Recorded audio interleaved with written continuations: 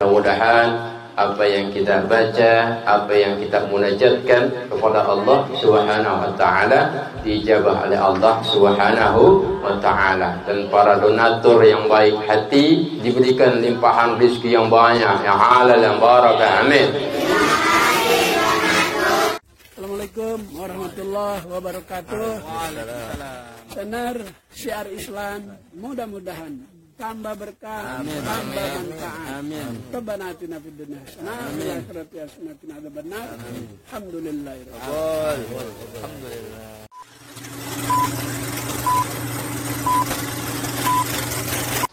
Assalamualaikum warahmatullahi wabarakatuh.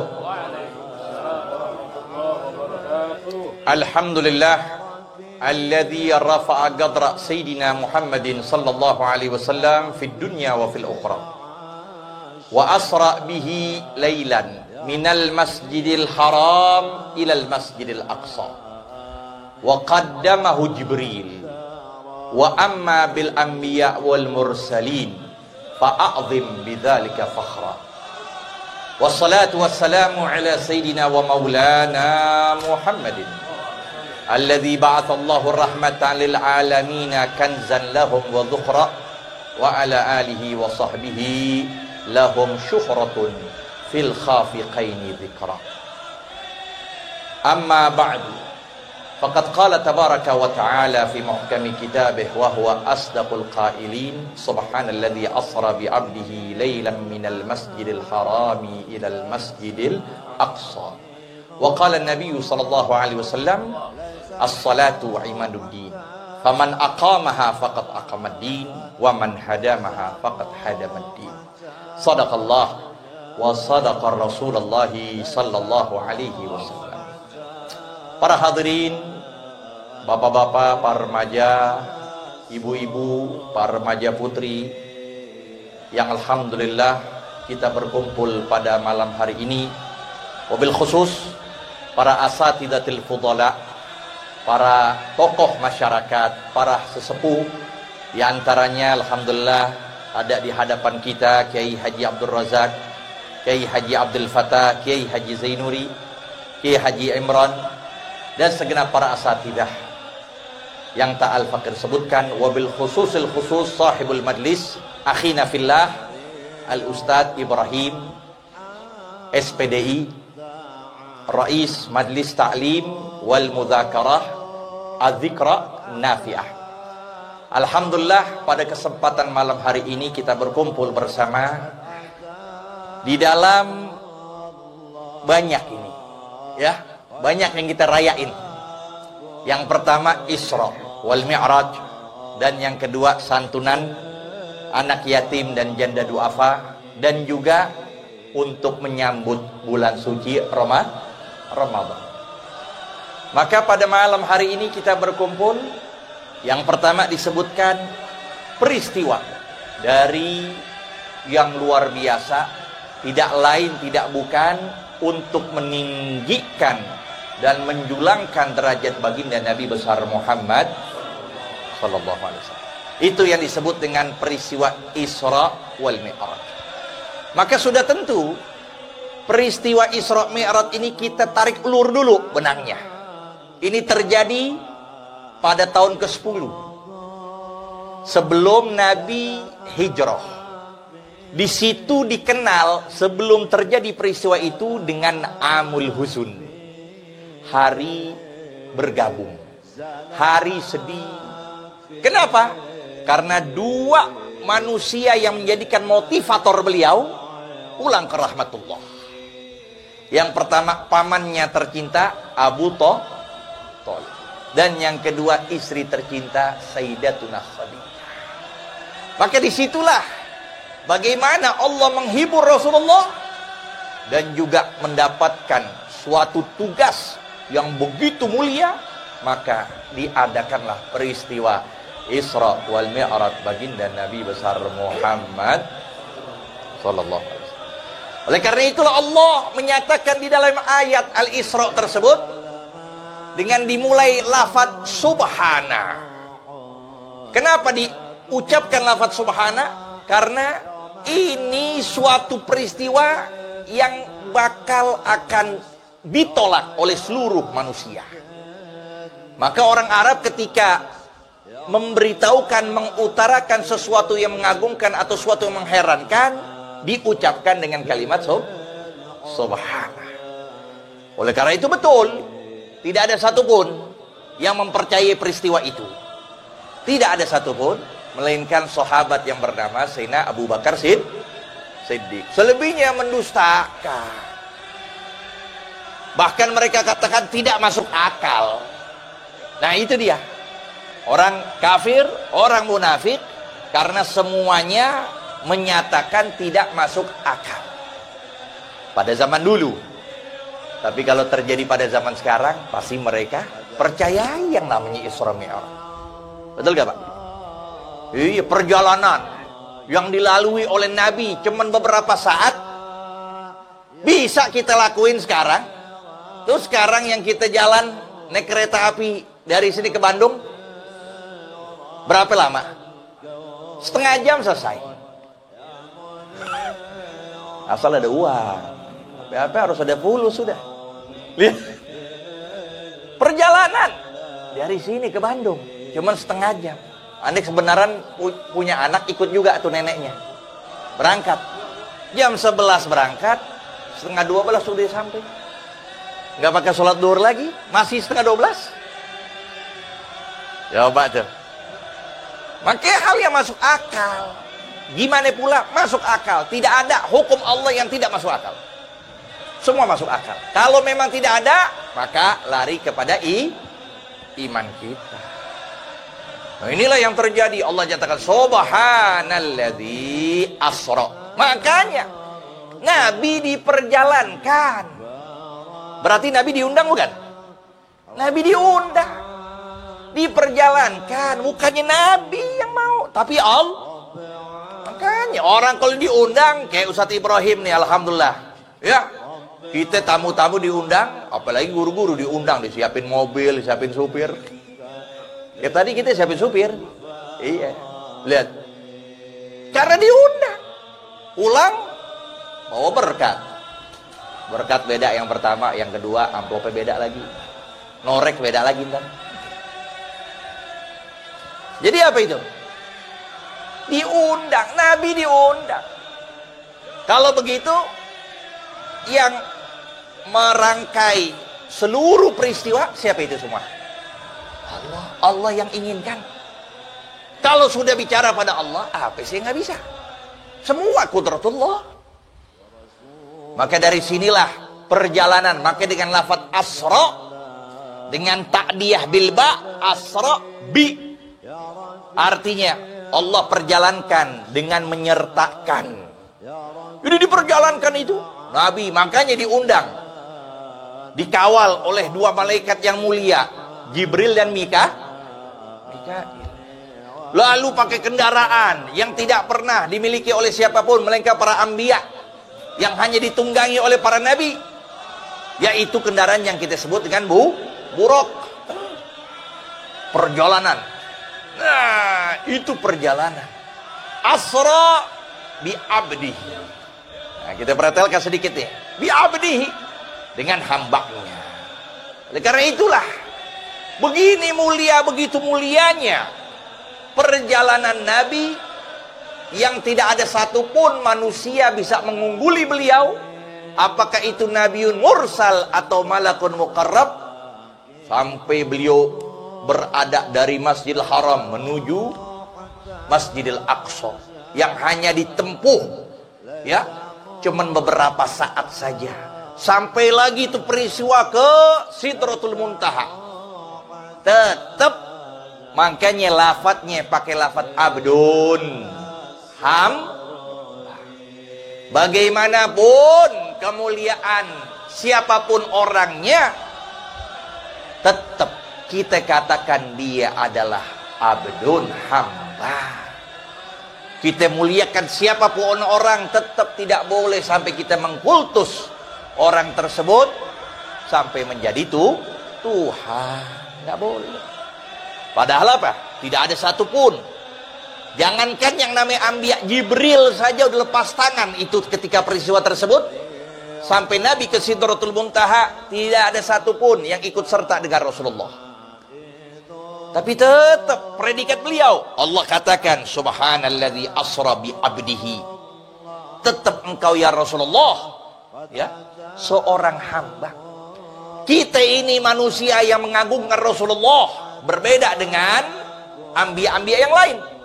Sampai mereka bisa ya keboblosan sampai ngaku sebagai itu. Tapi Nabi yang begitu hebatnya sampai menembus 7 lapis langit, tetap dikatakan beliau abdihi, hamba Allah. Lalu dari sinilah banyak pelajaran. Apa pelajarannya? Disebutkan kembali. Ya, bi abdihi minal masjidil haram ilal masjidil aqsa alladzi barakna haulahu linuriyahu min ayatina. Yang mana Nabi ketika berjalan dari Masjidil Haram menuju Masjidil Aqsa enggak langsung ke Masjidil Aqsa, tapi beliau mendatangi beberapa tempat. Sampai diriwayatkan bahwa Nabi mendatangi 4 tempat termasuk Masjidil Aqsa. Sebelumnya beliau itu buruk ketika berada di Mekah langsung menuju ke Madinah. Disitulah Nabi disuruh sholat. Karena Madinah tempat berkah. Kemudian beliau nggak sampai ke Masjidil Aqsa dulu. Lalu jalan lagi. Menuju ke Madian. Tempatnya syajarah, pohon yang di situ ada Nabi Allah Musa. Kemudian beliau berangkat lagi dengan buruk ke suatu tempat yang namanya Baitul Laham. Dilahirkan Nabi Allah itu semua tempat berkah. Barulah beliau masuk ke Masjidil Aqsa. Disitulah beliau mengerjakan sholat 2 rakaat dan diimami beliau sendiri dan juga dimakmumkan oleh para Apa ini pelajaran yang bisa kita petik? Maka jangan kita tinggalkan tempat-tempat berkah. Ya Pak ya, jangan kita tinggalkan. Apalagi banyak di mana tempat kalau kita pergi misalnya, mau nanti ke Pekalongan misal Nisfu, mau nanti ke Tanggul, mau nanti kemana. Nah, biasakan. Atau kita lagi jalan-jalan sama istri kita, ya kan? Ke Surabaya, ke Jogja, kita misalnya lagi jalan-jalan. Nah, begitu pula ambil pelajaran yang diambil oleh baginda Nabi SAW. Maka datengin tempat-tempat berkah. Kayak kita sekarang di sini ada Kuitang, tuh pengajian. Jangan kita nggak hadir pengajiannya, nggak bisa sepekan, 2 pekan, sebulan sekali. Ambil keberkahan di situ. Itulah Nabi mengajarkan untuk kita bagaimana kita mengambil Untuk apa itu semuanya? Linuriyahu min ayatina. Untuk kami memperlihatkan beliau dari tanda-tanda kebesaran kami. Ya, disitulah dibuka oleh Allah bagaimana kejadian apapun yang ada. Itu cuma terjadi di malam hari. Bayangin itu, bisa terjadi di malam dan hanya beberapa saat. Makanya disebutkan lagi itu asalnya itu lailan, beberapa waktu, nakiroh. Jadi waktu yang singkat. Kejadian apapun yang Nabi dapatkan dari umatnya begini. Itu terjadi cuman beberapa saat di malam sampailah beliau berjumpa kepada Allah. Dan disitulah beliau mendapatkan 3 perkara. Ya, Nabi ketika berjumpa oleh Allah itu beliau mendapatkan 3 perintah. Sebagaimana yang disebutkan oleh syarah Sahih Muslim, U'tiya sallallahu alaihi wasallam Lailatul Mi'raji 3. Allah berikan kepada Rasulullah 3 perkara. Pertama, as-salawatil khamsah. Allah berikan amandat kepada Nabi dengan 5 sholat dalam sehari semalam. Nah, ini sholat sehari semalam yang kita yakini terjadi pula kepada ya Nabi Musa. Nih yang kita, ini versi kita nih. Tapi sebagian pemahaman nggak terima yang begini. Kayak seperti Salafi, Wahabi nggak terima. Dia nggak ada cerita-cerita 50 sholawat. Yang ada bah 5 udah, ya terserah. Tapi kan kita punya referensi. Kita punya referensi dari Bukhari, Muslim, semua berbicara tentang 50 dan itu juga bolak-balik. Dari 50 Nabi punya sifat nggak pernah menolak. Nabi punya kalimat, nggak ada kalimat la untuk Allah, melainkan ketika tasyahud la ilaha, itu doang. Nabi diberikan apapun, Nabi akan jalankan dengan semaksimal mungkin, ya, dan sempurna mungkin. Itu Nabi. Makanya ketika dapat perintah mengerjakan 50 selawat dalam sehari Nabi langsung na'am. Sampailah berjumpa kepada Nabi Allah Musa. Disitulah terjadi dialog. Bagaimana beliau pun juga telah perintahkan umatnya dengan hal yang sama, tapi mereka pada lemah. Sedangkan umat Nabi Musa paling besarnya badannya, paling panjang umurnya, tapi tetap lemah untuk kerjakan sholat sebanyak itu. Makanya diperintahkan Nabi kalau bisa minta kepada Allah untuk dikurangi. Nah, bolak-balik itu sebanyak 9 kali. Udah 9 kali Nabi tetap ya nggak mau tuh dikurangi, tapi Nabi Musa tetap minta kurang. Makanya apa yang terjadi sekarang, subhanallah, ya kan? Yang 5 aja banyak belentang-belentong. Yang 5 gimana 20, gimana 50? Nah, subhanallah, lihat ya kan? Maka 5 ini sudah Allah tetapkan. Sehingga Nabi ketika mendapatkan kenikmatan yang begitu hebatnya berjumpa kepada Allah, maka Allah katakan, aku jadikan kenikmatan engkau yang saat ini kau rasakan, ku jadikan dalam sholat. Sehingga Nabi menyatakan, ju'ilat qurratu aini fis sholat. Dijadikan bola mataku kedap-kedip. Kalau kita ngelihat uang. Kalau Nabi ketika dijadikan bola mataku kedap-kedip ketika sholat. Girang, areh Nabi haya Bilal, kata Nabi katakan, berikan kabar gembira dengan datangnya waktu sholat, wahai Bilal. Nah, itu dia. Ya. Nah, kemudian yang kedua disebut Allah berikan kepada Rasul anugerah, yaitu khawatim suratul Baqarah. Itu suratul Baqarah juga di akhir itu terjadi pada malam Lailatul. Nah, ini yang kita baca. Amanar rasulu bima unzila ilaihi min rabbih wal mu'minun kullun amana billahi wa malaikatihi wa kutubihi wa rusulihi la nufarriqu baina ahadim min rasuli wa qalu sami'na wa ata'na ghufranaka rabbana wa ilaikal la yukallifullahu nafsan illa wus'aha laha ma kasabat wa 'alaiha maktasabat Rabbana la tu'akhidna in nasina aw akhtana Rabbana wa la tahmil alaina isran kama hamaltahu ala alladhina min qablina Rabbana wa la tuhammilna ma la taqata lana bih wa'fu anna waghfir lana warhamna anta maulana fansurna. Ini penting banget, luar biasa ini 2 ayat. Sampai hadis sahih menyatakan siapa yang membaca di malam hari 2 ayat akhir surah Baqarah, maka dinyatakan kafatah. Yang membaca 2 ayat ini mencukupkan diri dia. Para ulama hadis memaknakan arti mencukupkan diri dia dari segala gangguan, musibah, sihir, apapun yang Allah turunkan pada malam itu. Ada lagi menyatakan, yaitu dengan sebab 2 ayat ini bakal menduduki kedudukannya dari sholat malam hari, atau disebut sholat lihat, berkah ini 2 ayat.